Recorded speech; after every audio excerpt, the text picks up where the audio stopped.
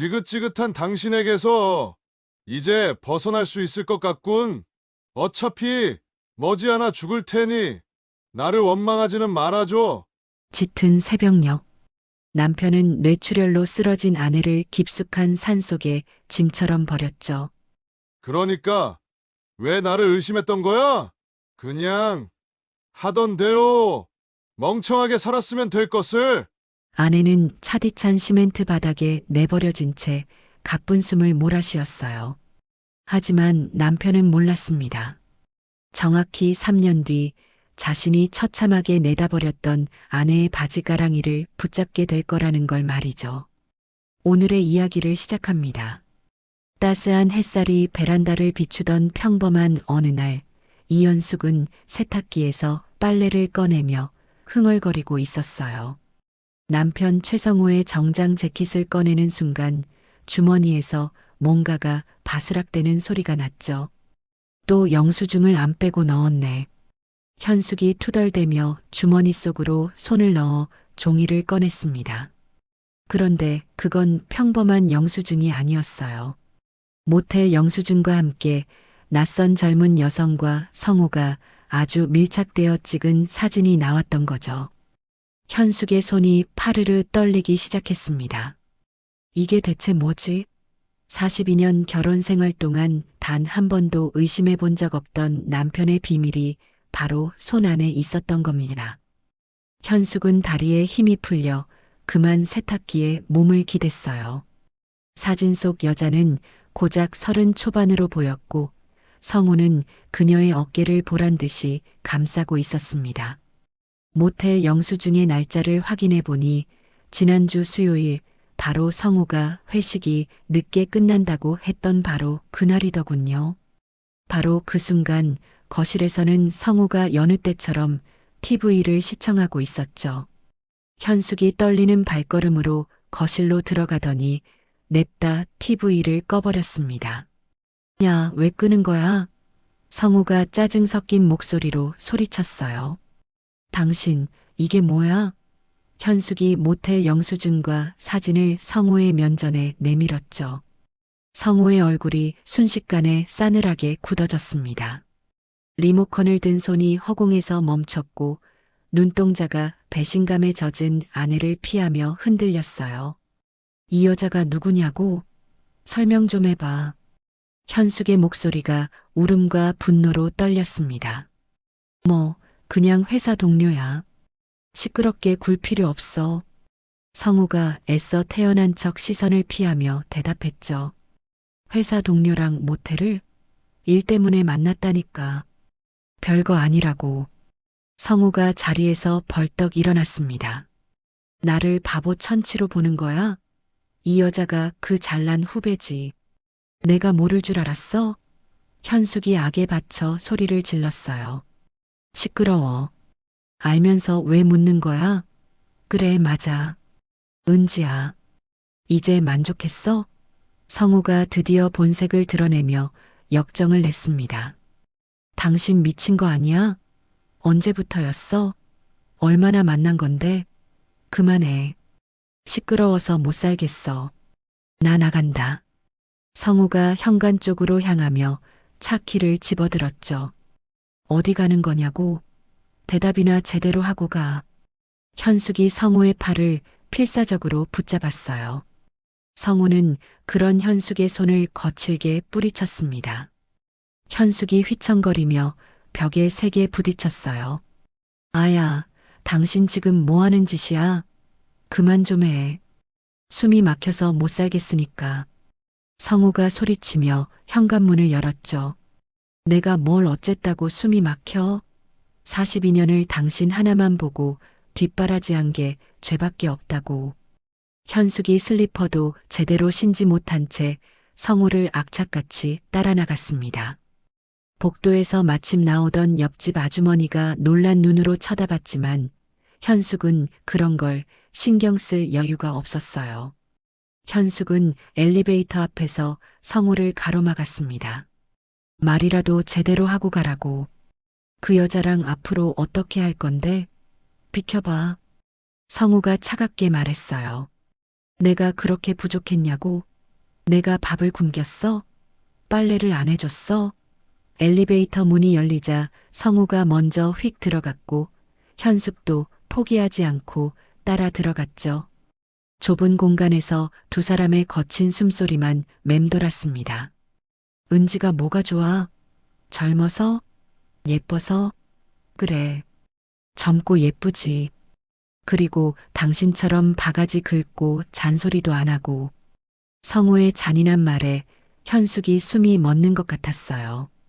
엘리베이터가 지하 주차장에 도착했습니다. 방금 뭐라고 한 거야? 현숙의 목소리가 절망으로 떨렸죠. 성우는 대답 없이 빠른 걸음으로 차를 향해 걸어갔습니다. 최성우, 거기서 봐. 현숙이 소리쳤지만 성우는 차 문을 열고 운전석에 올랐어요. 현숙이 재빨리 조수석 문을 열고 차에 올라탔습니다. 야, 안 내려. 어딜 도망가는 거야? 오늘은 내가 끝장을 봐야겠어. 그래, 한번 가보자고. 성우가 시동을 걸고 차를 거칠게 후진시켰죠.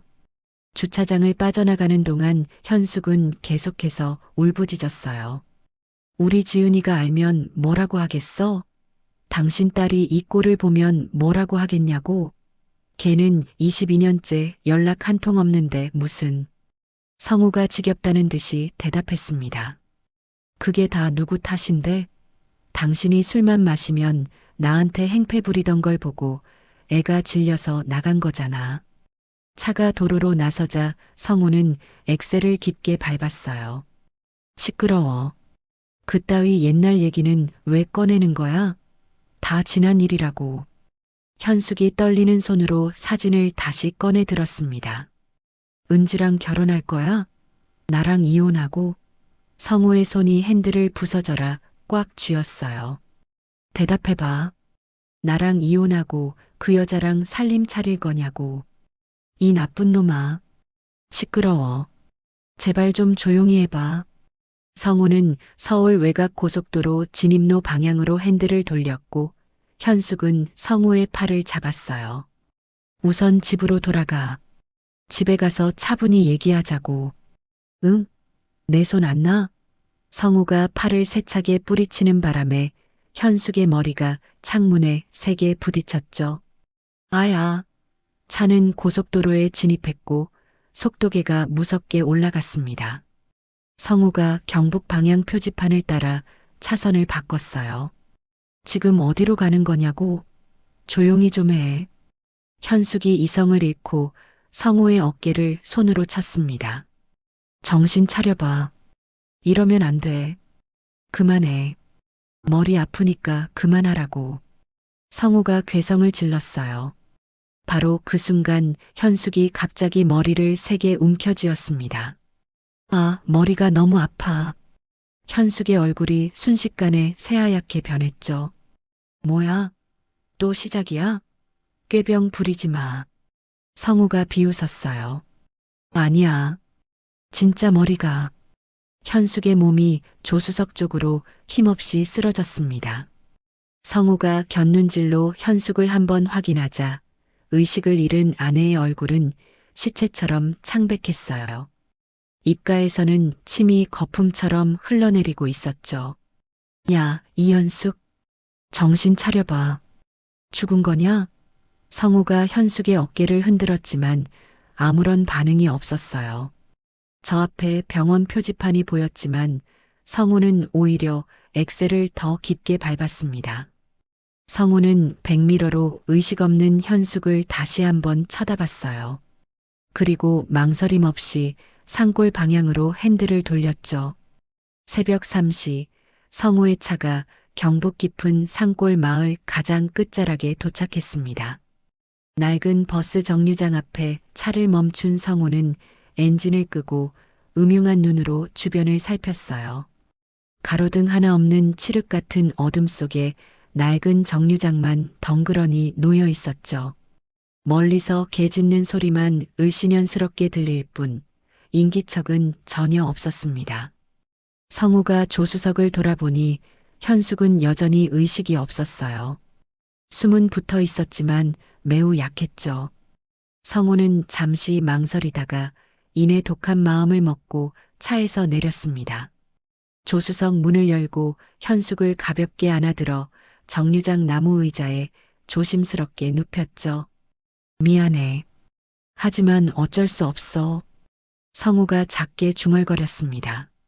성우는 현숙의 핸드백을 열어 지갑을 꺼냈어요. 그 안에 있던 신분증, 신용카드, 현금 5만 원을 모두 자신의 주머니에 쑤셔 넣었죠. 그리고 현숙의 차가운 왼손을 들어 올리자 약지에 낀 낡은 금반지가 희미하게 빛났습니다. 성우가 반지를 빼려 했지만 살에 파묻혀 쉽게 빠지지 않았어요. 성우는 인상을 쓰며 침을 발라 비틀어 겨우 빼냈죠. 42년간 아내의 손가락에서 한 번도 빠진 적 없던 반지였습니다. 42년 전에는 정말 사랑했었어. 그때는 성우가 혼잣말을 했어요. 영원히 지켜주겠다고 맹세했던 자신의 젊은 모습이 잠시 스쳐 지나갔죠. 하지만 은지의 문자가 그리고 새로운 인생이 눈앞에 아른거렸습니다. 성우는 차로 돌아가며 단 한 번도 뒤돌아보지 않았어요.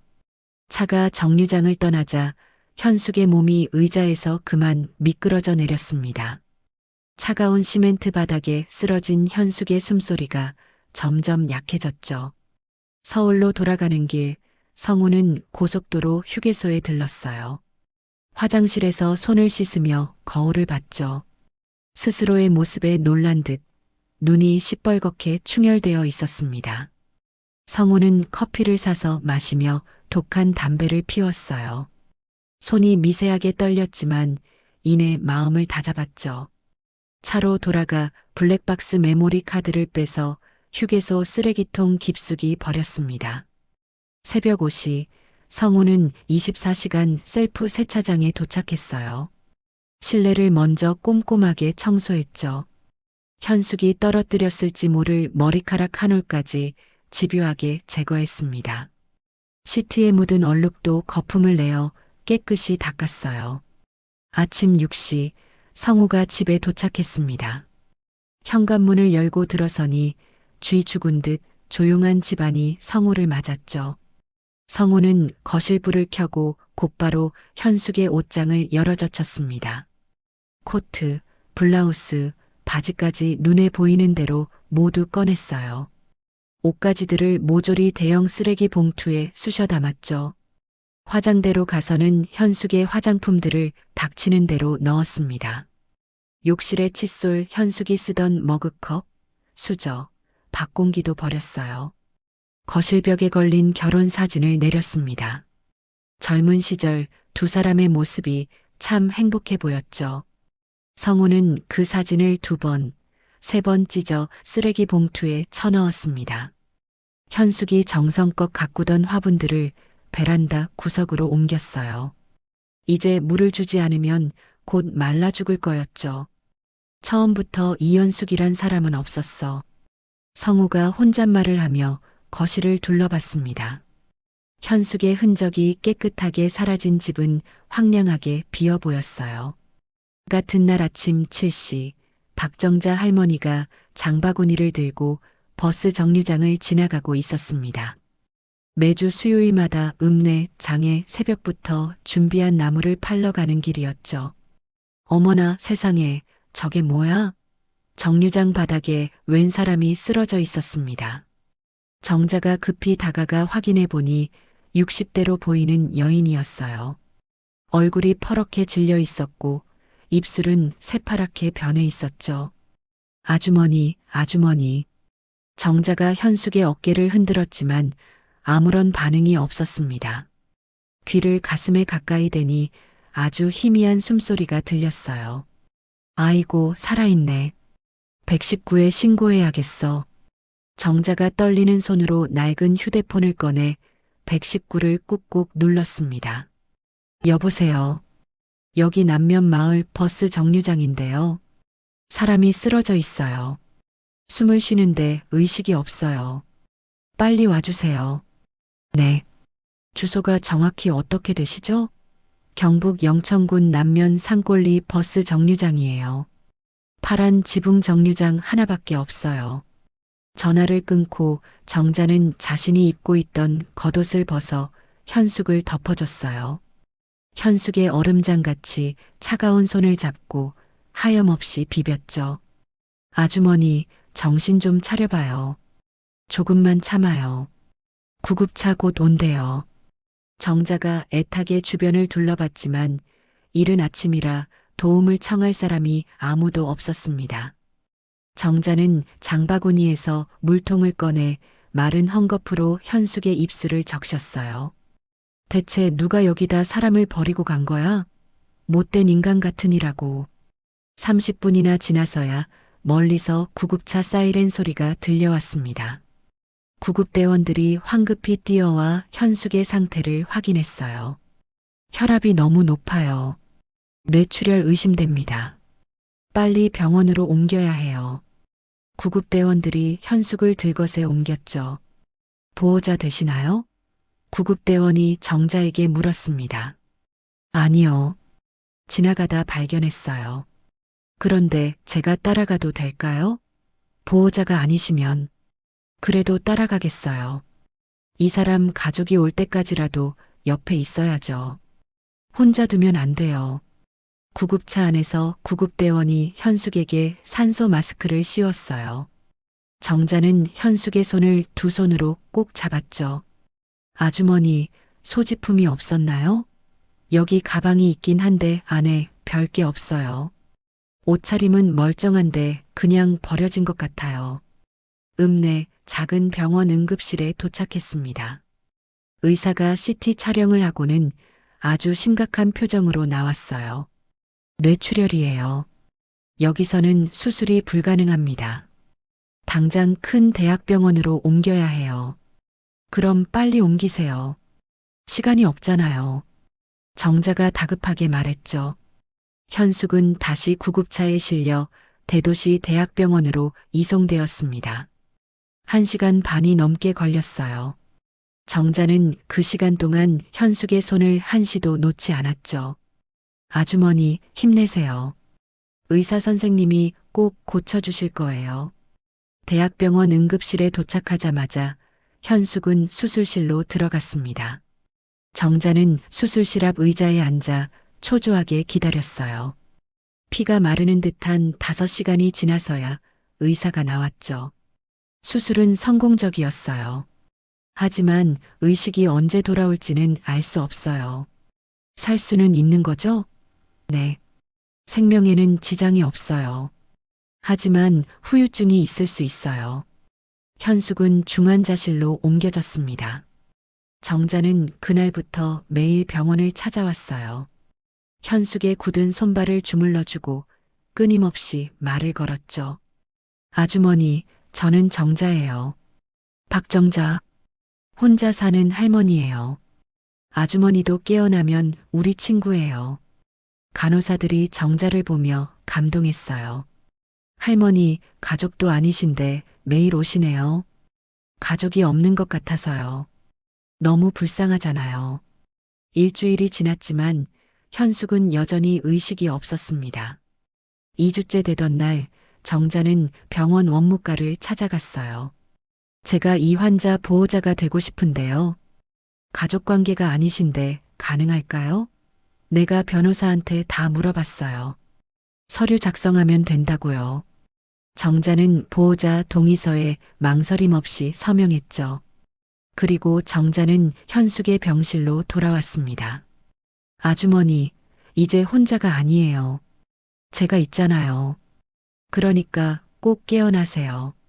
중환자실에서 꼬박 2주를 보낸 후 현숙이 일반 병실로 옮겨진 지 이틀째 되던 아침이었어요.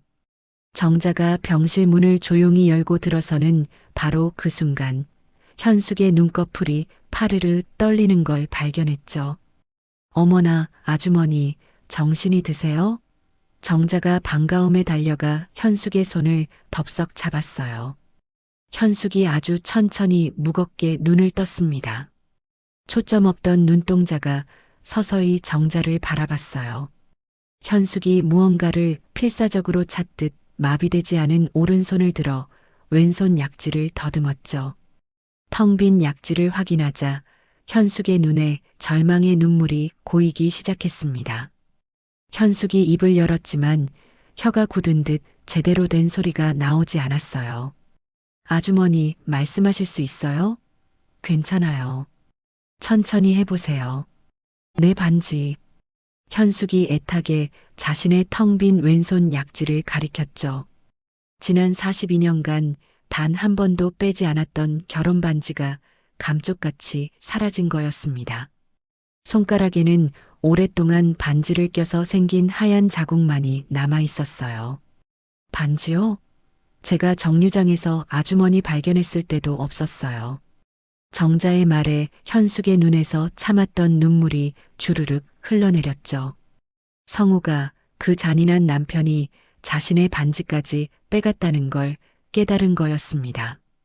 곧이어 간호사가 들어와 현숙이 깨어난 걸 확인하고 의사를 불렀어요. 의사가 와서 빛을 비추고 팔다리를 움직여보며 간단한 검사를 했죠. 왼쪽 반신에 마비가 왔습니다. 언어 중추도 손상돼서 당분간 말씀하시기가 많이 어려우실 거예요. 현숙이 오른손으로 공중에 무언가를 쓰려는 신용을 했어요. 정자가 얼른 종이와 펜을 가져다 줬지만 그나마 성한 오른손도 제대로 힘이 들어가지 않았죠. 오후에 경찰이 병실을 찾아왔습니다. 젊은 경찰관과 노련해 보이는 중년의 형사가 함께였어요. 안녕하세요. 의식이 돌아오셨다고 해서 왔습니다. 혹시 가족분 연락처를 알려주실 수 있나요? 현숙이 공포에 질린 듯 고개를 저었어요. 남편분은 계신가요? 성함이나 연락처라도. 없어요. 현숙이 어눌한 발음으로 겨우 말했죠. 자녀분은요? 아들이나 따님이. 현숙이 입을 열려 했지만 성우의 이름조차 입 밖으로 낼 수 없었어요. 자신을 버린 그 사람을 고발할 수도 그렇다고 용서할 수도 없는 복잡한 심정이었죠. 없어요. 아무도. 현숙이 아이처럼 눈물만 뚝뚝 흘렸습니다. 경찰이 돌아간 후 현숙은 모든 걸 거부하기 시작했어요. 재활치료사가 와도 고개를 돌려버렸고 정자가 죽을 떠먹여주려 해도 입을 열지 않았죠. 아주머니, 이러시면 안 돼요. 한 숟가락이라도 드셔야 기운을 차리죠. 네. 정자가 애원했지만 현숙은 그저 창밖도 아닌 차가운 벽만 바라봤습니다. 살아야죠. 이렇게 포기하면 어떡해요? 살아서 억울한 거 다 풀어야죠. 현숙이 갑자기 오른손으로 자신의 가슴을 쿵쿵 쳤어요. 차라리 죽고 싶다는 절박한 몸짓이었죠. 아이고, 그런 못된 생각 마세요. 분명 좋은 날이 올 거예요. 내가 옆에 있을게요. 정자가 현숙의 손을 꼭 잡았습니다. 그때 병실 구석에 놓인 현숙의 낡은 핸드백이 정자의 눈에 들어왔어요. 아, 이거 아주머니 가방이에요. 혹시 모르니 한번 볼게요. 정자가 핸드백을 열어봤죠. 지갑은 역시나 없었지만 작은 수첩과 낡은 구형 휴대폰이 있었습니다. 오래된 폴더폰이라 배터리가 분리되어 있었어요. 어머나, 휴대폰이 있네요. 이거 한번 충전해 볼게요. 정자가 간호사에게 충전기를 빌려와 휴대폰을 충전했어요. 한참 후 반가운 소리와 함께 전원이 켜졌죠. 정자가 전화번호부를 열어보니 저장된 번호가 몇 개 있었습니다. 어머, 딸이 있으셨어요? 현숙이 화들짝 놀란 눈으로 정자를 봤어요. 그리고는 공포에 질린 듯 고개를 저었죠. 안 돼요. 지은이한테 전화하지 마요. 제발 안 돼. 왜요? 딸이면 당연히 연락해야죠. 현숙이 울면서 필사적으로 고개를 저었지만 정자는 이미 통화 버튼을 꾹 눌렀습니다. 부산의 작은 미용실에서 지은이는 손님의 머리를 말리다가 전화를 받았어요. 전화를 끊자마자 지은이는 손이 사시나무 떨듯 떨려 그만 드라이기를 바닥에 떨어뜨렸죠. 사장님, 괜찮으세요? 어디 안 좋으세요? 손님이 걱정스럽게 물었어요. 정말 죄송합니다. 제가 급한 일이 생겨서 오늘은 여기까지만. 지은이는 앞치마를 벗어던지고 가게 뒤쪽 사립방으로 뛰어갔습니다. 9살 아들 준호가 책상에 앉아 숙제를 하고 있었어요. 준호야, 엄마 지금 급하게 가봐야 할 곳이 있어. 엄마, 어딜 가는데? 할머니 병원에 가야 해. 준호가 고개를 갸웃거렸죠. 준호에게 할머니라는 존재는 태어나서 한 번도 본 적이 없었으니까요. 지은이가 옆집 아주머니를 다급하게 불러 준호를 잠시 맡겼습니다. 그리고 지은이는 곧장 택시를 타고 부산역으로 향했어요. KTX를 타고 대구로 가는 동안 지은이는 22년 전 그날을 떠올렸습니다. 그날은 지은이가 고등학교 3학년이던 춥고 어두운 겨울밤이었어요. 아버지 성우가 술에 잔뜩 취해 들어와 어머니에게 소리를 질렀던 바로 그 끔찍한 날이었죠.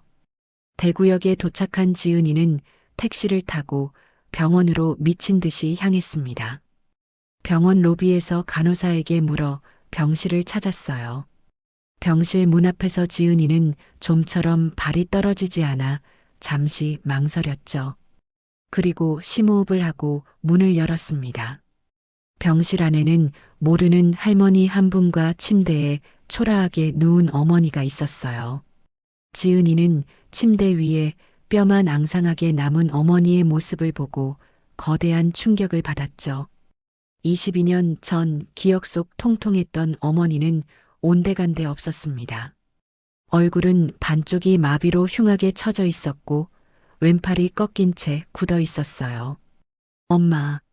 지은이가 다가가자 현숙이 감았던 눈을 떴습니다. 자신의 딸 지은이를 알아본 현숙의 눈에서 기다렸다는 듯 눈물이 쏟아졌어요. 지은아. 현숙이 떨리는 오른손을 들어 지은이를 향해 힘겹게 뻗었죠. 엄마, 내가 미안해. 지은이가 그 자리에 무릎 꿇고 엎드려 통곡했어요. 내가 22년이나 연락도 안 하고 미안해. 현숙이 거친 오른손으로 지은이의 머리를 쓰다듬었습니다. 힘없는 손길이었지만 세상에서 가장 따뜻했죠. 괜찮아. 우리 딸 와줘서 정말 고마워. 엄마, 대체 왜 이렇게 된 거야? 아빠는 어디 있어? 정자가 지은이에게 구겨진 종이를 건넸어요. 거기에는 정자가 써놓은 떨리는 글씨가 적혀 있었죠. 버스 정류장에서 발견. 소지품 하나도 없음. 지은이가 종이를 보고 정자를 쳐다봤습니다. 설마 아빠가 엄마를 버렸어? 처음 발견했을 때 신분증도 돈도 정말 아무것도 없었어요. 지은이가 벌떡 일어섰어요. 그 인간, 내가 가만 안 둬. 어떻게 엄마한테 그럴 수가 있어? 현숙이 지은이의 손을 다급하게 잡았죠. 지은아, 아빠 얘기 제발 원망하지 마. 현숙의 간절한 눈빛에 지은이는 화가 치밀어 올랐지만 말을 멈췄습니다. 한편 바로 그 시각 성우는 제주도의 한 호화로운 펜션에 있었어요. 회사 후배 은지와 함께 달콤한 시간을 보내는 중이었죠. 현숙을 그 차가운 산골에 버린 지 2주가 지났지만 성우는 아무런 죄책감도 느끼지 않았습니다. 오빠, 이제 진짜 우리 둘만의 시간이야. 너무 행복해. 33살 은지가 성우의 팔에 찰싹 매달렸어요. 그래, 은지야. 이제야말로 진짜 자유야. 성우가 은지를 끌어안으며 말했죠. 근데 오빠, 나 궁금한 게 있는데 재산은 얼마나 있어? 우리 앞으로 계획 세워야 하잖아. 걱정 마. 저기 강남에 아파트도 한 채 있고 현금도 꽤 있어. 사실 성우는 아무도 모르는 차명 계좌에 17억이 넘는 거액의 비자금을 숨겨두고 있었죠. 하지만 은지에게는 그중 일부만 얘기했습니다. 와, 정말? 역시 우리 오빠 대단해. 우리 이제 행복할 일만 남았어. 성우는 젊고 아름다운 여자와의 새 시작에 완전히 취해 있었죠. 한 달이 지났습니다. 현숙은 여전히 왼쪽 마비가 심했지만 지은이의 도움으로 재활치료를 받기 시작했어요. 지은이는 부산에 있던 미용실을 급하게 정리했습니다. 사장님, 정말 가셔야 해요? 저희는 어떡해요? 직원이 아쉬워했죠. 어머니가 많이 아프셔서요. 경북 시골로 가야 해요. 지은이는 미용실을 헐값에 넘기고 살던 작은 원룸도 정리했어요. 9살 준호와 함께 낯선 경북 시골로 이사했죠. 이 모든 과정에 정자가 큰 도움을 줬습니다. 우리 집에 빈 방이 있어요. 거기서 지내요. 응? 아니에요, 할머니. 저희 때문에 너무 폐를 끼칠 수는. 무슨 폐는? 이 할멈도 혼자 살아서 적적했는데 식구가 생겨서 좋기만 하구만. 결국 현숙은 퇴원하여 정자의 집 빈방에서 지내게 되었고 지은이는 바로 옆 단독주택을 월세로 구했어요. 읍내 재활병원에서 현숙은 작업치료를 받았습니다. 젊은 치료사가 다양한 도구를 가져왔어요. 어르신, 오늘은 요리 활동을 해볼게요. 이게 손가락 운동에 아주 좋아요. 싫어요. 나 이런 거 못해. 아, 한 번만 해보세요. 제가 맛있는 김밥 재료 준비해 왔어요. 김밥이라는 말에 현숙이 무기력했던 눈을 들었어요. 42년간 매일 아침 성호의 도시락을 쌌던 기억이 떠올랐죠. 치료사가 김밥 재료를 펼쳐 놓았습니다. 현숙이 마비되지 않은 오른손으로 김을 집었어요. 손이 심하게 떨렸지만 김을 발 위에 펼칠 수 있었죠. 그렇죠? 잘하시네요. 이제 밥을 얇게 올려보세요. 현숙이 밥을 김 위에 펴기 시작했어요. 왼손은 축 처진 채 말을 듣지 않았지만 오직 오른손만으로도 제법 모양이 나왔죠. 그날 저녁 지은이가 아들 준호를 데리고 정자의 집 현숙의 방으로 왔습니다. 엄마, 이제 준호 인사드려야지. 할머니께 인사해. 할머니, 안녕하세요. 강준호입니다. 준호가 씩씩하게 배꼽 인사를 했어요. 현숙이 태어나 처음 보는 손자를 보고 희미하게 미소를 지었죠. 할머니, 이거 보세요. 준호가 가방에서 그림책을 꺼냈습니다. 제가 읽어드릴게요. 옛날에. 준호가 또랑또랑한 목소리로 그림책을 읽기 시작했어요. 현숙이 자신을 보고 웃어주는 손자의 맑은 목소리를 들으며 따뜻한 눈물을 흘렸습니다. 한편 서울에서는 성우와 은지가 본격적인 동거를 시작했어요. 은지는 아예 성우의 강남 아파트에 들어와 살기 시작했죠. 오빠, 이 집 정말 좋다. 여기서 평생 살고 싶어? 하하, 마음에 들어. 이제 당신 집이야. 은지는 속으로 자신만의 계획을 세웠습니다. 성우의 재산을 정확히 파악하고 어떻게 하면 이 모든 걸 자기 것으로 만들지 밤낮으로 궁리했죠. 처음부터 은지의 목적은 오직 돈뿐이었습니다. 젊은 몸으로 늙은 남자를 유혹한 것도 모두 이 순간을 위해 계산된 거였어요. 6개월의 시간이 또 흘렀습니다. 정자의 집 거실 식탁에 앉은 현숙이 떨리는 손으로 젓가락을 쥐고 콩을 집는 연습을 하고 있었어요. 왼손은 여전히 마비된 채였지만 오른손은 재활 덕분에 많이 나아진 상태였죠. 작은 콩알 하나를 집으려는데 젓가락 사이로 미끄러졌습니다. 현숙이 다시 시도했지만 콩은 또르르 굴러가 버렸어요. 3번째 시도에서야 겨우 콩 하나를 집어 올릴 수 있었죠. 바로 그 순간 현숙의 머릿속에 잊고 있던 옛 기억이 스쳐 지나갔어요. 6살 배기 지은이가 젓가락질을 배우던 날이었죠. 엄마 안 돼. 이 콩이 자꾸자꾸 도망가. 어린 지은이가 짜증을 내며 울먹이던 모습이 눈앞에 선명했습니다. 지은아, 꽉 잡아봐. 엄마처럼. 그때는 현숙이 가르치는 사람이었는데 이제는 자신이 그 젓가락질을 다시 배우고 있었던 거예요. 현숙의 눈에서 참았던 눈물이 주르륵 흘러내렸죠. 흑, 현숙이 그만 젓가락을 놓고 얼굴을 감싸쥐고 오열하기 시작했습니다.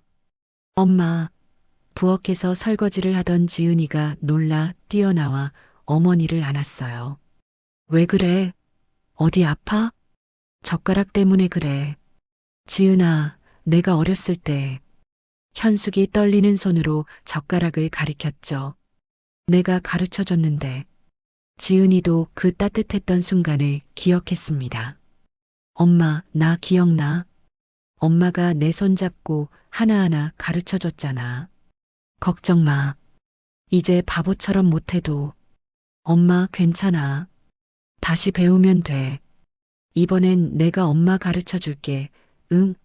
지은이도 끝내 눈물을 흘리며 어머니를 꽉 안았어요. 일주일 후 마을 회관에서 경로잔치가 열렸습니다. 정자가 현숙의 휠체어를 밀고 환한 얼굴로 회관에 들어섰어요. 어르신들, 오늘 우리 현숙 씨가 특별히 맛있는 김밥 준비했어요. 정자가 목소리를 높여 말했죠. 현숙이 새벽부터 일어나 오른손으로 만든 김밥 20줄이 쟁반에 먹음직스럽게 담겨 있었습니다. 이거 누가 이렇게 곱게 만든 거야? 팔순 할머니 한 분이 물었어요. 우리 현숙이가 만들었어요. 왼손 못 쓰는데 오른손 하나만 가지고 만든 거예요. 어머나, 정말? 할머니들이 김밥을 한 입 먹고는 눈이 휘둥그레졌죠. 아이고, 이거 참 맛있네. 밥도 딱 맞고 아주 입에 착 감겨. 마을 이장이 김밥을 먹다가 감탄하며 현숙에게 다가왔어요. 현숙 씨, 이 솜씨면 당장 장사해도 되겠는데요. 손맛이 아주 그냥 살아있네. 아, 아니에요, 이장님. 진짜예요.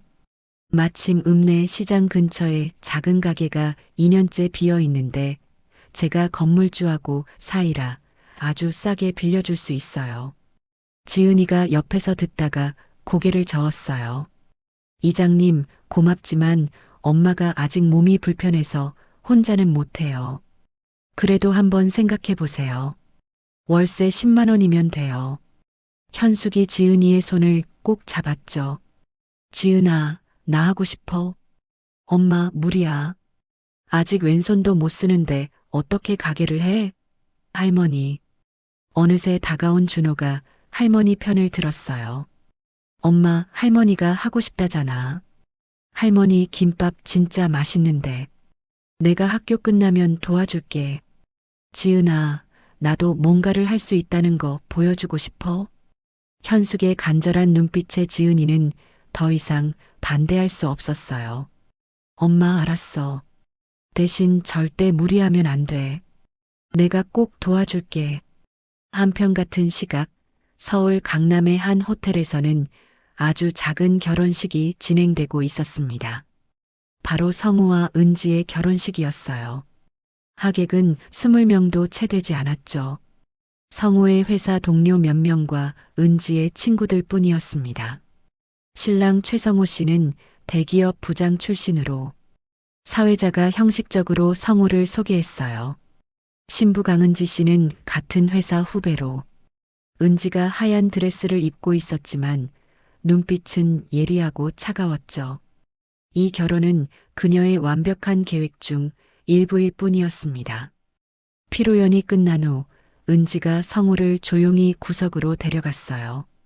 오빠, 우리 이제 법적인 부부잖아. 그러니까 재산도 공유해야 하지 않을까? 재산 공유? 무슨 소리야? 응. 오빠 통장이랑 부동산도 공동 명의로 바꾸자. 그래야 내가 진짜 안심이 되지. 성우가 잠시 망설였어요. 공동 명의? 그건 좀. 왜 나 못 믿어? 난 유부남인 오빠한테 올인했잖아. 은지가 순간 눈물을 글썽였죠. 교묘한 연기였지만 성우는 그만 속아 넘어갔습니다. 아니, 그게 아니라. 알았어. 울지 마. 내일 당장 은행 가자. 은지가 속으로 쾌재를 부르며 차가운 미소를 지었어요. 바보 같은 늙은이가 완전히 속아 넘어갔죠. 다음 날 성우는 은지와 함께 은행에 갔습니다. 강남 아파트를 공동 명의로 바꾸고 예금 통장도 은지 이름을 추가했어요. 오빠 고마워. 이제야 진짜 오빠 부인 같아. 너무 행복해. 은지가 성우의 팔에 찰싹 매달렸죠. 집에 돌아온 후 은지는 성우가 샤워하는 틈을 타서 서재로 몰래 들어갔습니다. 책상 서랍을 뒤지다가 숨겨진 작은 금고를 발견했어요. 비밀번호가 뭘까?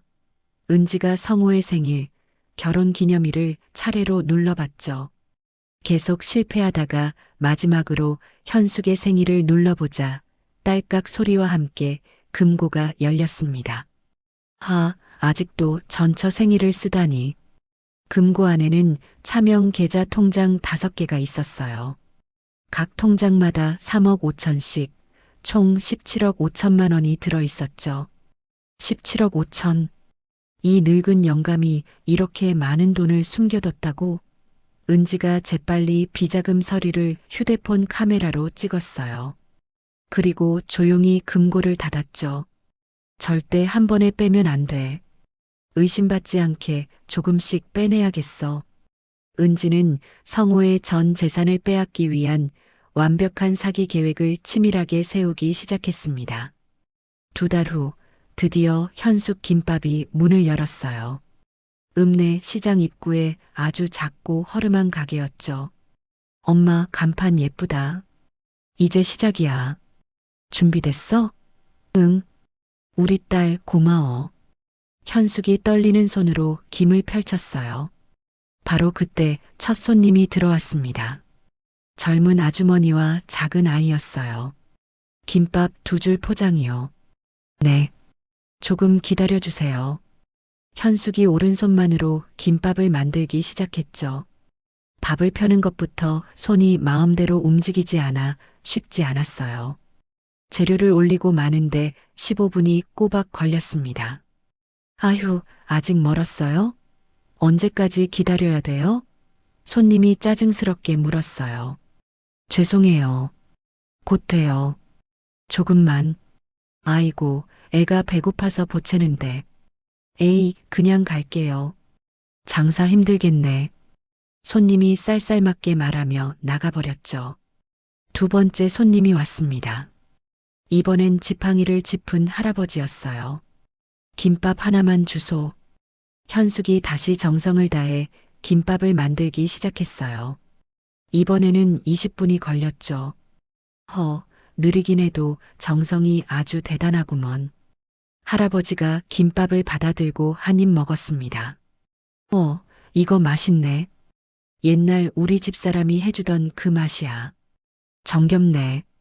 감사합니다. 내일도 올게. 걱정 말고 천천히 해. 첫날 매출은 겨우 10,000원이었어요. 엄마, 너무 힘들면 그만해도 돼. 내가 다른 일 알아볼게. 아니야. 지은아, 할 수 있어. 다음 날도 그 다음 날도 현숙은 포기하지 않았죠. 오직 오른손 하나만으로 꿋꿋하게 김밥을 말았습니다. 그렇게 일주일이 지나자 신기한 일이 일어났어요. 동네 할머니 손님들이 하나, 둘 단골이 되기 시작한 거죠. 현숙 씨, 오늘도 김밥 하나 줘요. 천천히 해도 기다릴 수 있어. 왼손도 못 쓰는데 이렇게 맛있게 만들다니 참 대단해. 다른 집 김밥보다 정성이 느껴져서 더 맛있어요. 정이 들어서 특히 혼자 사는 노인들이 현숙의 김밥집을 사랑방처럼 자주 찾아왔습니다. 어느 날 오후 특별한 손님이 가게 문을 열고 들어왔어요. 50대 여성이었는데 현숙을 보자마자 너무 놀라 멈춰섰죠. 어머, 언니 맞죠? 그 사람은 바로 성우의 여동생 혜숙이었습니다. 혜숙아. 현숙도 한눈에 신우이를 알아봤어요. 언니, 왜 여기서? 이게 다 어떻게 된 거예요? 아니, 오빠가 언니 돌아가셨다고. 해숙이 충격받은 표정으로 말을 잇지 못했죠. 오빠가 3년 전에 언니가 급성 심장마비로 돌아가셨다고. 우리 식구들 다 그렇게 알고 있었는데. 현숙이 아무 말 없이 그저 담담하게 김밥을 계속 말았어요. 어떻게 된 거예요, 언니? 오빠가 언니 버린 거예요? 설마. 현숙이 고개를 끄덕였죠. 그 나쁜 놈. 어떻게 그럴 수가 있어요? 인간도 아니야. 괜찮아. 다 지난 일이야. 오빠가 재혼했어요. 알고 계셨어요? 현숙이 김밥을 썰던 손을 멈추고 놀란 눈으로 해숙을 봤습니다. 재혼? 네. 2달 전에 회사 후배랑 결혼했어요. 30대 초반인데 뭔가 수상해요. 해숙이 걱정스러운 표정으로 목소리를 낮췄죠. 그 여자가 자꾸 오빠한테 서류에 도장 찍게 하고 오빠 통장 비밀번호도 은근히 물어보고 너무 이상해요. 그래. 언니, 제가 볼 땐 그 여자가 오빠 재산을 노리는 것 같아요. 작정하고 달려든 것 같아. 현숙이 아무 말 없이 다시 김밥을 썰었어요. 제가 당장 오빠한테 말할게요. 언니가 살아계신다고. 안 돼. 현숙이 처음으로 강하게 고개를 저었죠. 이제 남이야. 알리지 마. 그날 밤 현숙은 잠이 오지 않았습니다. 마당에 나와 낡은 의자에 멍하니 앉아 있었어요. 성우가 젊은 후배와 재혼했다는 소식이 하루 종일 마음을 어지럽혔죠. 정자가 따뜻한 차를 들고 나와 옆에 앉았습니다. 못 주무세요, 현숙 씨? 네, 언니. 잠이 안 와요. 무슨 고민 있어요? 그 인간 때문에 그래요? 정자가 현숙에게 따뜻한 차를 건넸어요. 성우가 재혼했대요. 그 나쁜 사람이. 양심도 없어. 회사 후배랑. 젊은 여자래요. 정자가 현숙의 손을 잡았죠. 그 사람이 사기를 당하든 말든 이제 현숙 씨랑은 아무 상관없잖아요. 신경 쓰지 마요.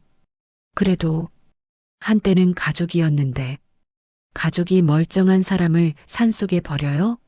무슨 가족이 그래? 현숙이 고개를 푹 숙였어요. 42년을 함께 살았어요. 지은이가 방에서 나와 마당으로 나왔습니다. 엄마, 할머니, 왜 앉아 계세요? 여기서 뭐해? 정자가 지은이에게 낮에 있었던 일을 담담하게 설명했어요. 뭐, 그 인간이 재혼을 해? 엄마를 버려놓고 재혼이라니. 그것도 회사 후배랑? 지은이가 분노로 이를 갈았죠. 그만해, 지은아. 엄마, 설마 지금 그 인간 걱정하는 거 아니지? 응? 말해봐. 현숙이 선뜻 대답하지 못했어요. 엄마, 정신 차려. 그 인간은 엄마를 죽으라고 버렸어. 엄마한테 무슨 짓을 했는지 벌써 잊었어? 알아, 지은아. 그런데 지은이가 단호하게 말했죠. 엄마, 그 인간 일에 절대 관여하지 마. 우린 그 사람이랑 아무 상관없는 사람들이야. 이제부터. 그래, 지은아. 현숙이 고개를 끄덕였어요. 현숙은 비로소 성우와의 인연을 완전히 끊어내기로 마음먹었습니다. 한편 서울 강남의 성우 아파트에서는 은지가 본격적인 사기를 시작했어요. 성우가 잠든 사이 금고에서 비자금 통장을 꺼내 차명 계좌에서 조금씩 돈을 빼내기 시작했죠. 하루에 한 번씩 꼬박꼬박 1,000만 원씩 다른 계좌로 이체했습니다. 그리고 성우의 도장을 몰래 찍어 인감 도장을 완벽하게 위조했어요. 마지막으로 강남 아파트를 자신의 이름으로 넘기기 위한 부동산 서류를 은밀하게 준비했죠. 조금만 더. 곧 다 내 것이 될 거야. 6개월의 시간이 또 흘렀습니다. 희망김밥이라는 새 간판이 걸린 현숙의 가게는 이제 아침부터 손님들로 발 디딜 틈 없이 붐볐어요. 주말이면 먼 도시에서 일부러 찾아오는 사람들까지 줄을 설 정도였죠. 할머니, 김밥 5줄 포장이요. 젊은 부부가 환하게 웃으며 주문했습니다. 네. 조금만 기다려주세요. 현숙의 말은 그간의 노력 덕분에 더듬거리는 것이 많이 나아졌어요. 오른손으로 김밥을 마는 속도도 제법 빨라졌죠. 엄마, 얼른 도와줄게. 지은이가 재빠르게 재료를 준비하며 거들자 모녀가 함께 일하는 모습이 참으로 정겨웠습니다. 오후 2시 지역 방송국 취재팀이 카메라를 들고 가게에 도착했어요. 안녕하세요. 희망을 만드는 사람들 프로그램입니다.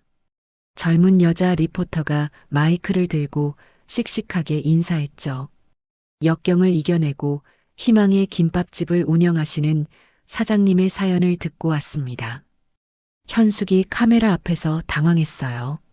아, 저는 그런 거 별로. 어머니, 반신마비를 이겨내고 이렇게 꿋꿋하게 일하시는 모습이 정말 대단하세요. 리포터가 카메라 앞에서 질문을 던졌죠. 어떻게 이 가게를 시작하게 되셨나요? 그냥 여기 마을 분들이 많이 도와주셔서. 그런데 혹시 남편분은 어디 계신가요? 리포터의 질문에 현숙이 순간 얼어붙은 듯 침묵했어요. 돌아가셨어요? 지은이가 어머니를 보호하려는 듯 대신 차갑게 대답했죠. 아, 그러셨군요. 죄송합니다. 그럼 이 모든 걸 혼자 힘으로 해내신 거네요. 아니에요. 우리 딸이랑 여기 마을 분들이 다 도와주셨어요. 취재가 끝나고 방송이 나간 후 전국에서 택배가 가게로 쏟아졌습니다. 진심이 담긴 응원 편지, 김밥 재료, 심지어 현금이 든 봉투까지 도착했어요. 대박이야. 엄마가 완전 유명 인사가 됐어. 지은이가 기뻐했지만 현숙은 오히려 걱정스러웠죠. 너무 시끄러워진 것 같아. 일주일 후 낯선 남자 한 명이 가게에 나타났습니다. 30대 후반의 날카로운 눈을 한 프리랜서 기자 정민호였어요. 이현숙 사장님이시죠? 네. 그런데 누구신지? 서울에서 온 기자입니다. 몇 가지 좀 여쭤볼 게 있어서요. 민호가 수첩을 꺼내며 날카롭게 물었죠. 남편 최성호 씨, 정말 돌아가신 겁니까? 현숙이 놀란 눈으로 기자를 쳐다봤어요. 왜 그런 걸 물으시죠? 이상한 점이 한두 가지가 아니라서요. 제가 확인해 보니 사망 신고도 없더라고요. 이거 이상하지 않습니까? 손님, 그만 나가주세요. 지은이가 앞을 막아섰죠. 진실을 밝혀야 하지 않겠습니까? 이 동네에 남편이 부인을 버렸다는 끔찍한 소문이 파다하던데 사실입니까? 당신 지금 뭐라고 했어? 지은이가 눈이 뒤집혀 기자의 멱살을 잡았어요. 어머니의 아픈 과거를 왜 당신이 뭔데 들추는 거야? 당장 안 나가? 민호가 품에서 카메라를 꺼내 촬영하려 했죠. 이거 안 나? 소란의 정자와 마을 사람들이 가게로 달려왔습니다. 뭐야, 이 사람? 왜 이래? 기자래요. 자꾸 엄마한테 이상한 걸 물어봐요. 마을 이장이 앞으로 나섰어요. 당신 뭐야? 당장 안 나가? 경찰 부르기 전에 썩 꺼지시오. 알겠습니다. 가겠습니다. 하지만 민호가 지은이에게서 풀려나며 현숙을 돌아봤죠. 남편 이름이 최성호 씨 맞죠? 현숙이 입을 굳게 다물었어요. 침묵은 긍정으로 알겠습니다. 기자가 의미심장하게 웃으며 사라졌죠. 민호는 서울로 돌아가자마자 인터넷 커뮤니티에 자극적인 기사를 올렸습니다. 아내를 버린 남편의 비참한 최후, 전 재산 결혼 사기 당하고 노숙자 신세. 기사는 순식간에 수만 건의 조회수를 기록하며 빠르게 퍼져나갔어요. 시끄러운 기자 소동 이후 현숙은 한 가지 결심을 했습니다. 자신처럼 고통받는 사람들을 돕기로 한 거죠. 지은아, 우리 수익금 일부를 기부하고 싶어? 기부? 어디에? 재활센터에. 우리처럼 뇌출혈 겪은 환자들 도와주고 싶어. 엄마, 좋은 생각이야. 그렇게 하자. 현숙은 매달 50만 원씩 재활센터에 기부를 시작했어요. 센터에서는 현숙을 초청해 작은 감사 행사를 열었죠. 이현숙님의 따뜻한 마음에 진심으로 감사드립니다. 센터장이 현숙에게 감사패를 전달했습니다. 행사장에서 현숙은 한 젊은 여성을 만났어요. 30대 초반으로 보이는 미니였죠. 미니 역시 현숙처럼 왼팔에 마비가 있었습니다. 안녕하세요. 저도 작년에 뇌출혈로 쓰러졌어요. 미니가 어렵게 말했죠. 아이고, 이렇게 젊은 나이에 어쩌다가. 남편이 저를 떠났어요. 병든 아내는 필요가 없다고. 미니가 울먹였습니다. 현숙이 그런 미니의 손을 따뜻하게 잡았어요. 괜찮아요, 괜찮아요. 이젠 혼자가 아니에요. 저 혹시 희망김밥 사장님 맞으시죠? 방송 봤어요. 네, 맞아요. 저한테는 사장님이 희망 엄마예요. 용기를 주셔서 정말. 두 사람은 서로의 아픔을 아는 듯 서로를 안고 한참을 울었죠. 한편 김밥집에는 새로운 단골 손님이 자주 오기 시작했습니다. 동네 보건소 의사인 훤칠한 태민이었어요. 김밥 2줄 포장해 주세요. 어머, 선생님 또 오셨네요. 지은이가 반갑게 인사했죠. 네, 여기 김밥이 읍내에서 제일 맛있어서요. 태민이 지은이를 빤히 보며 웃었습니다. 그리고 솔직히 말하면 지은 씨 얼굴도 보고 싶었고요. 지은이가 순간 얼굴을 붉혔어요. 어머, 무슨 그런 소리를. 현숙이 두 사람을 흐뭇하게 바라봤죠. 어느 날 태민이 용기를 냈습니다. 지은 씨, 오늘 저녁에 혹시 저랑 식사 같이 하실래요? 저 그게 엄마도 계시고 준호도 봐야 해서. 지은아? 괜찮아. 젊은 사람들끼리 데이트해야지. 현숙이 지은이의 등을 떠밀었어요. 엄마도 참. 지은이가 수줍게 웃으며 고개를 끄덕였죠. 그럼 저녁에 뵐게요, 선생님. 태민과 지은이의 관계는 빠르게 가까워졌습니다. 태민은 현숙과 지은이 그리고 준호를 진심으로 아꼈어요. 어느 날 저녁 정자가 현숙의 손을 잡고 제안했죠. 현숙 씨, 우리 이제 그냥 언니 동생 의자매 맺읍시다. 의자매요? 그래요. 피는 안 섞었지만 이젠 진짜 가족처럼 지내자고요. 내가 언니 할게. 현숙이 감동해 정자의 손을 마주 잡았어요. 한편 서울의 차가운 노숙자 쉼터에서 성우는 그야말로 비참한 나날을 보내고 있었습니다. 은지는 성우의 피 같은 17억 5천을 모두 빼돌리고 흔적도 없이 필리핀으로 도망가 버렸죠.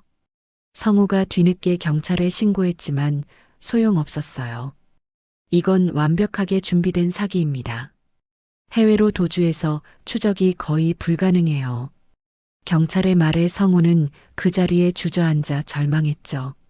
집도 돈도 명예도 모든 것을 잃었습니다. 현수가, 여보, 내가 잘못했어. 성우가 더러운 담요를 뒤집어 쓴 채 중얼거렸어요. 이제야 아내의 소중함을 뼈저리게 깨달았지만 모든 것이 너무 늦었죠. 그 시각 시골 정자의 집에서는 행복한 저녁 식사가 이어졌습니다. 현숙의 집에 지은이, 준호, 정자 그리고 태민까지 모두 모였어요. 할머니, 김밥 진짜 맛있어요. 세상에서 제일. 준호가 김밥을 입안 가득 넣으며 말했죠. 천천히 먹어. 우리 준호 체하겠다. 태민 씨, 우리 지은이 앞으로 정말 잘 부탁해요. 정자가 말했습니다. 네, 이모님. 걱정 마세요. 제가 잘 모시겠습니다. 어머, 누가 이모님이에요? 지은이가 웃었어요. 맞잖아. 엄마랑 의자매 맺었으니까 나한테는 이모님이지. 현숙이 더없이 행복한 얼굴로 이 모든 광경을 둘러봤죠. 42년간 성우와 살 때는 단 한 번도 느껴보지 못한 따뜻함이었습니다. 현숙의 눈가에 눈물이 맺혔어요. 엄마, 또 울어? 울지 마. 안 울어. 지은아, 이건 기뻐서 나는 눈물이야. 지은이가 그런 어머니를 따뜻하게 안았죠. 정자도 함께 안았습니다. 준호와 태민도 그 위로 손을 겹쳤어요. 5사람이 한 덩어리가 되어 행복하게 웃었죠. 피 한 방울 섞이지 않았지만 세상 그 누구보다 끈끈한 진정한 가족이었습니다. 1년 6개월이라는 시간이 또 흘러 희망김밥의 3주년을 맞는 날이 되었어요. 마을 대강당은 축하 인파로 발 디딜 틈 없이 가득 찼죠. 재활센터 환자들, 정든 단골 손님들, 그리고 방송을 보고 먼 곳에서 찾아온 팬들까지 수백 명이 넘게 모였습니다. 우와, 엄마 사람이 이렇게 많이 왔네. 준호가 놀란 눈으로 강당 안을 둘러봤어요. 이제 초등학교 5학년이 된 준호는 그 사이 키가 훌쩍 자란 모습이었죠. 할머니, 할머니, 이것 좀 보세요. 준호가 자신의 몸만 한 커다란 그림을 들고 뛰어왔습니다. 그림 속에는 현숙이 환하게 웃으며 김밥을 만드는 모습이 그려져 있었어요. 어머, 우리 준호가 이걸 다 그렸어? 네. 미술 선생님이 조금 도와주시긴 했지만 제가 다 그린 거예요. 할머니 3주년 선물이에요. 현숙이 감격에 겨워 손자를 꼭 안았죠. 고마워. 우리 강아지 정말 고마워. 강당 한쪽에는 현숙표 김밥 100줄이 정갈하게 준비되어 있었습니다. 현숙이 오늘을 위해 새벽 3시부터 일어나 만든 거였어요. 엄마 세상에. 왼손도 이제 제법 힘이 들어가네. 김밥 많은 거 보는 거 봐. 지은이가 어머니의 모습을 보며 감탄했죠. 응, 조금씩 나아지고 있어. 현숙의 왼손은 여전히 완전하지 않았지만 이제는 오른손을 보조할 수 있을 만큼 움직임이 부드러워졌습니다. 자자, 여러분 모두 주목해 주세요. 마을 이장이 마이크를 잡았어요. 오늘은 우리 마을의 자랑, 희망김밥집의 3주년이 되는 날입니다. 사람들의 뜨거운 박수가 터져 나왔죠. 그리고 특별히 오늘 이 자리에 더 기쁜 일이 하나 있다고 하는데요. 이장의 말에 말끔하게 정장을 차려입은 태민이 갑자기 자리에서 일어섰어요. 태민이 곧장 지은이 앞으로 천천히 걸어갔죠. 지은 씨. 태민이 사람들 앞에서 망설임 없이 한쪽 무릎을 꿇었습니다. 그리고 주머니에서 작은 반지 상자를 꺼냈어요. 어머나. 어머 세상에. 정자가 자신의 일처럼 놀라며 입을 막았죠. 지은 씨, 저와 결혼해 주세요. 시끄럽던 강당이 순간 조용해졌습니다. 모든 사람의 시선이 지은이에게로 쏠렸어요. 지은이의 눈에 금세 눈물이 차올랐죠. 여기 어머님 앞에서 그리고 이 자리에 계신 모든 분 앞에서 약속합니다. 지은 씨와 준호 그리고 어머님까지 제가 평생 지키겠습니다. 지은이가 감동의 눈물을 흘리며 크게 고개를 끄덕였어요. 네, 그럴게요. 와, 강당이 떠나갈 듯한 환호성으로 가득 찼죠. 현숙이 딸에게 달려가 벅찬 마음으로 안았습니다. 우리 딸 정말 축하해. 엄마 고마워. 엄마가 내 옆에 있어서 나한테 이런 행복이 왔어. 모녀가 서로 부둥켜 안고 기쁨의 눈물을 흘렸어요. 그때 정자가 마이크를 잡았습니다. 여러분, 시끄럽지만 제가 딱 한 말씀만 드리겠습니다. 강당이 다시 조용해졌죠. 정자가 현숙을 애틋하게 바라봤습니다.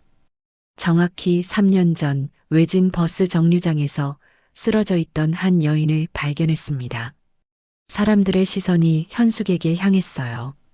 남편이라는 작자에게 버림받고 반신마비까지 왔던 우리 현숙 씨. 하지만 단 한 번도 포기하지 않았습니다. 사람들이 숙연해졌죠. 그 불편한 몸으로 김밥집을 열더니 이제는 우리 마을의 희망이 되었습니다. 여러분, 우리 현숙 씨야말로 진정한 영웅 아닙니까? 맞아요. 현숙 씨 최고. 모두가 일어나 뜨거운 박수를 쳤어요. 현숙이 부끄러워하며 일어섰습니다.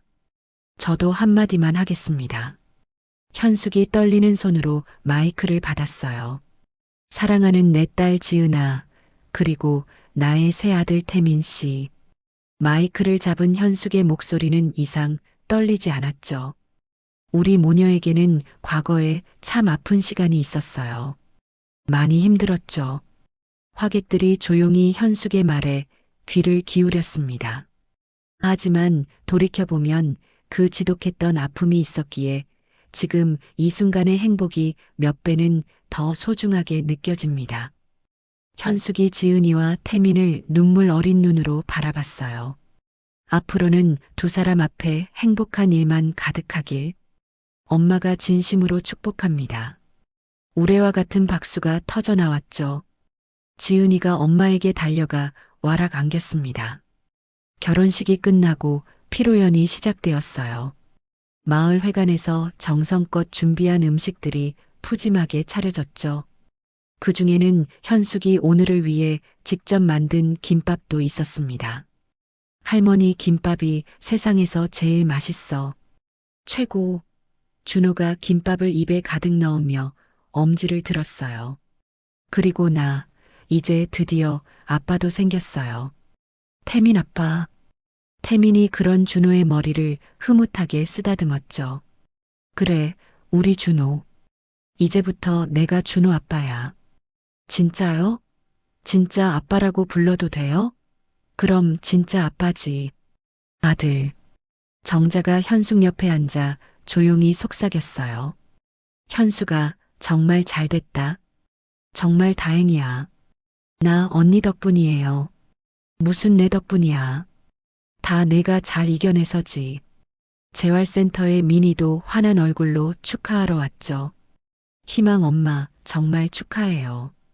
민희야, 이렇게 와줘서 정말 고마워. 당연하죠.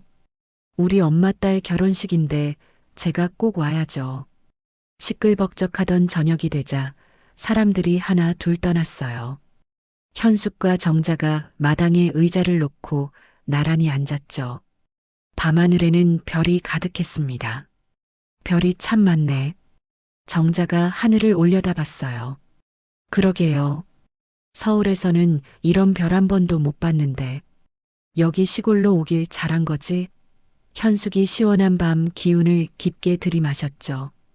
그 사람도 이제는 제 갈 길을 가겠지.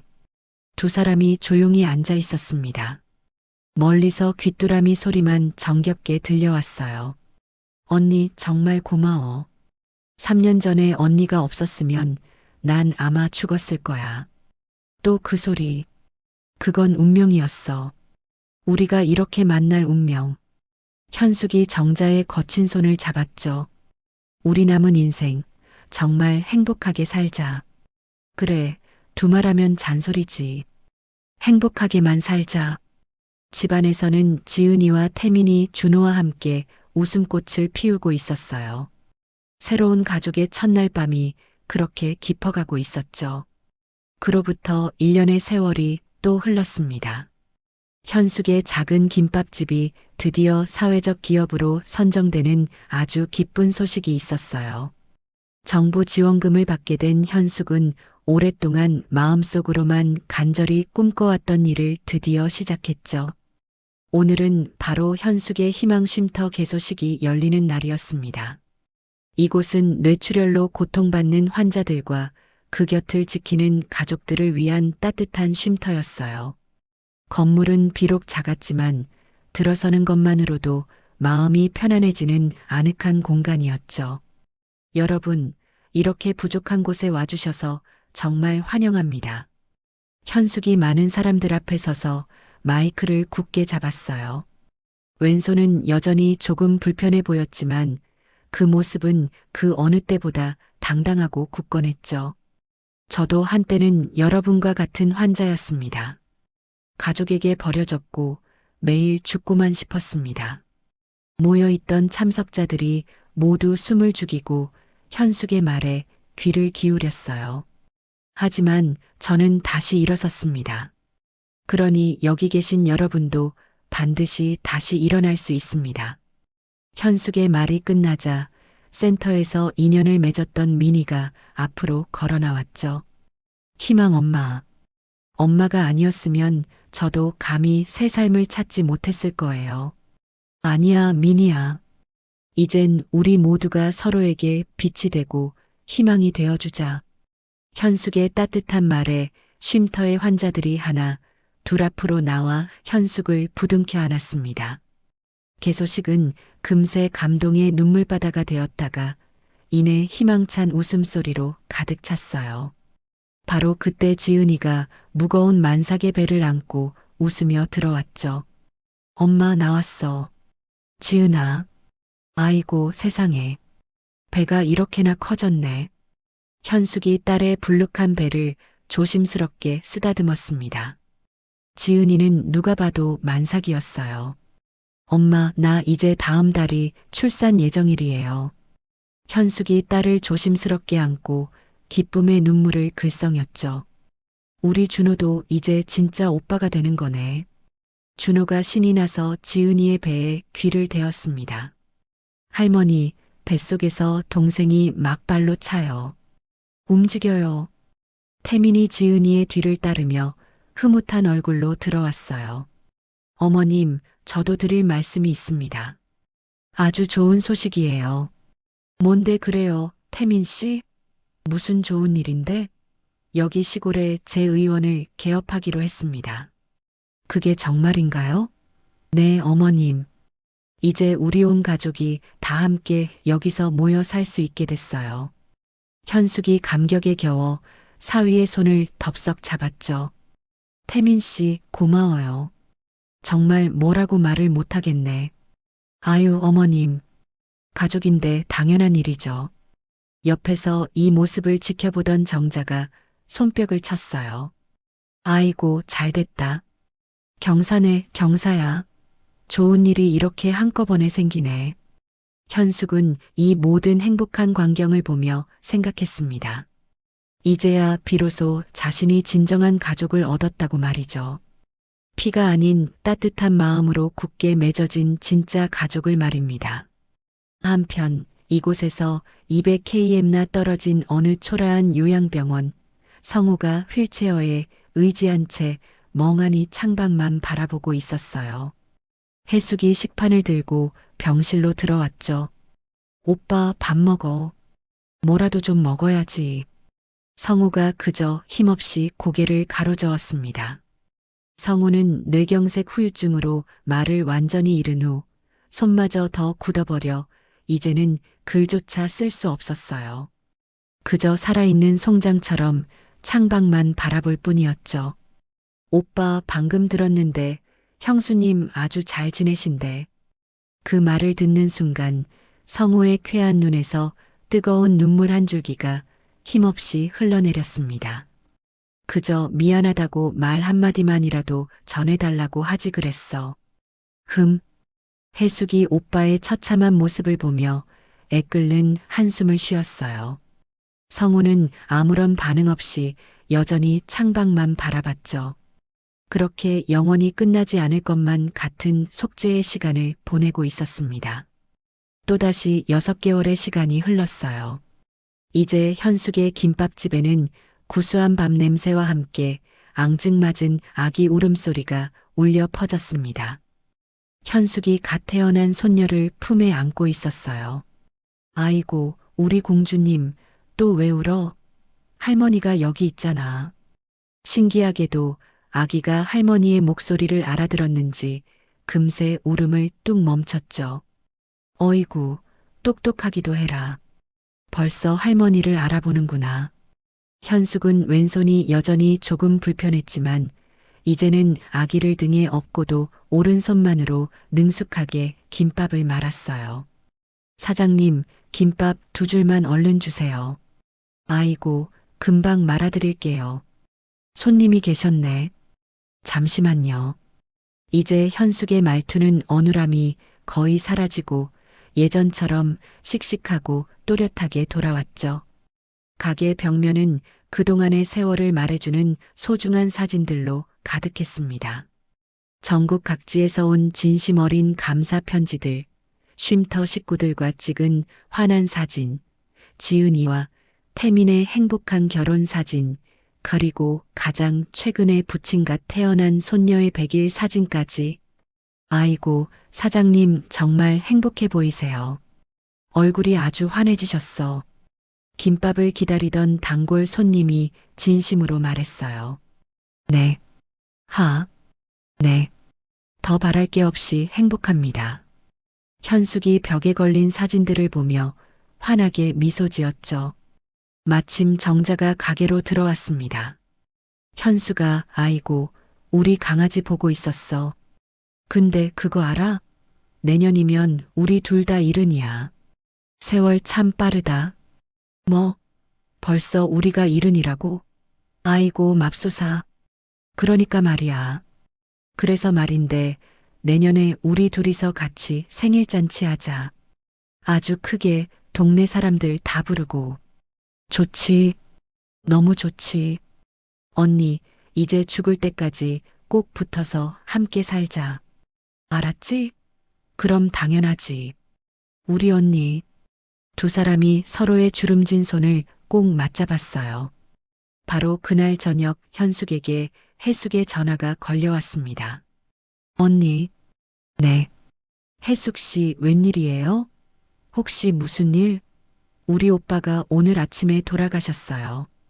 현숙이 전화기를 든 채 잠시 아무 말도 하지 않았죠. 그래요. 정말 삼가 고인의 명복을. 저기 혹시 마지막 가시는 길인데 장례식에 오실 수 있나요? 아니요. 미안하지만 가지 않을게요. 네, 알겠습니다. 충분히 이해해요. 전화를 끊고 현숙은 한참 동안 멍하니 창밖을 봤어요. 지긋지긋하게 얽혔던 성우와의 42년. 그리고 그와 헤어진 후 모든 것을 되찾은 4년. 이제 정말 모든 것이 끝났습니다. 벚꽃이 눈처럼 흩날리는 아름다운 시골길을 현숙이 손녀를 품에 안고 천천히 걸었어요. 아기는 이제 어느덧 생후 8개월이 되었죠. 우리 서아, 아이고 예뻐라. 하늘에서 꽃이 내리네. 이게 벚꽃이야. 아기가 마치 할머니의 말을 알아듣기라도 한 듯 까르르르 방긋 웃었어요. 현숙도 손녀를 따라 세상에서 가장 행복하게 웃었죠. 봄바람에 벚꽃잎이 비처럼 날렸고 현숙의 머리 위로 하얀 꽃잎이 소복이 내려앉았습니다. 그때 저 멀리서 준호가 책가방을 맨 채 뛰어왔어요. 할머니, 할머니, 여기 계셨구나. 아이고, 우리 준호 학교 다녀왔어? 응. 할머니, 나 오늘 반장 됐어. 또 반장 됐어. 뭐, 정말? 우리 준호가 또 반장이 됐어? 아이고, 장하다. 우리 강아지 정말 대단하네. 지은이와 태민이 손을 잡고 그 뒤를 따라 걸어왔죠. 엄마, 산책 나오셨네요. 서아 춥지 않아요? 아니야. 괜찮아. 날씨가 너무 좋아서 안 나올 수가 없었어. 정자도 어느새 다가와 현숙의 곁에서 함께 걸었어요. 아이고, 올해 벚꽃은 정말 곱다. 유난히 더 예쁘네. 그렇게 5사람이 나란히 벚꽃길을 걸었습니다. 아니, 품에 안긴 아기까지. 이제는 6명이었어요. 현숙이 흩날리는 벚꽃길을 걸으며 지난 날을 생각했죠. 불과 4년 전 그 차갑고 외로웠던 버스 정류장에서 죽어가던 자신의 모습, 인생의 모든 것을 잃었다고 절망했던 바로 그때. 하지만 지금 현숙은 이 세상 그 누구보다 모든 것을 가졌습니다. 목숨보다 소중한 딸 지은이와 친아들보다 듬직한 사위 태민, 눈에 넣어도 아프지 않을 귀여운 손주들, 그리고 피를 나눈 자매보다 더 깊은 정을 나눈 세상 하나뿐인 나의 언니 정자까지. 엄마, 무슨 생각을 그렇게 해? 현숙이 눈부신 하늘을 올려다봤어요. 인생이 참 신기하지 않니? 나한테 닥쳤던 그 가장 큰 고통이 결국엔 이렇게 가장 큰 축복이 되어서 돌아올 수도 있다는 게 말이야. 지은이가 어머니의 팔짱을 다정하게 꼈죠. 다 엄마 덕분이야. 엄마가 그때 끝까지 포기하지 않고 버텨줘서. 아니야. 우리 지은이가, 우리 가족 모두가 내 곁에 함께 해줘서지. 태민이 현숙을 보며 진심으로 말했어요. 어머님, 오래오래 지금처럼 건강하세요. 저희랑 계속 이렇게 함께 행복하게 살아주세요. 그럼 당연하지. 나 이제 100살까지. 아니, 살 넘게 아주 짱짱하게 살 거야. 현숙의 말에 모두가 행복한 웃음을 터뜨렸죠. 현숙이 마지막으로 생각했습니다. 자신을 버린 그 사람 덕분에 역설적이게도 자신을 진정으로 사랑해주는 사람들을 만났다고. 인생 최악의 불행이라고 생각했던 그 일이 사실은 가장 눈부신 행복의 시작이었다고. 자, 애들아, 어서 가자. 우리 집에 할머니가 맛있는 김밥 말아줄게. 현숙이 앞장서 씩씩하게 걸었어요. 사랑하는 가족들이 그 뒤를 따랐죠. 벚꽃잎이 그들의 앞길을 축복하듯 하염없이 날렸습니다. 불어오는 봄바람이 더없이 따뜻했어요. 현숙의 얼어붙었던 인생에도 드디어 진짜 봄이 왔습니다. 다시는 지지 않을 영원한 봄이었죠. 이현숙의 이야기는 여기서 마칩니다. 버스 정류장에 버려진 한 여인의 이야기로 시작해 희망을 만드는 사람의 이야기로 끝이 났어요. 현숙은 우리에게 보여주었습니다. 인생의 가장 깊은 절망 속에서도 희망의 씨앗이 있다는 것을.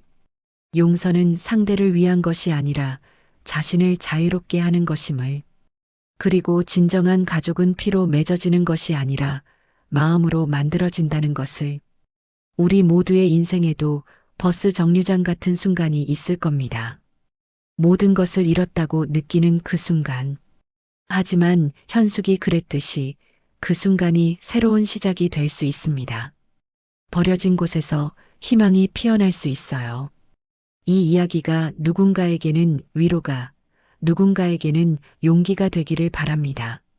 지금 힘든 시간을 보내고 계신 분이 있다면 조금만 버티세요. 봄은 반드시 옵니다. 현숙의 인생에 봄이 왔듯이 여러분의 인생에도 따뜻한 봄날이 찾아올 것입니다. 이야기를 끝까지 들어주신 분이 계시다면 잘 들었다고 댓글 하나만 남겨주세요. 감사합니다.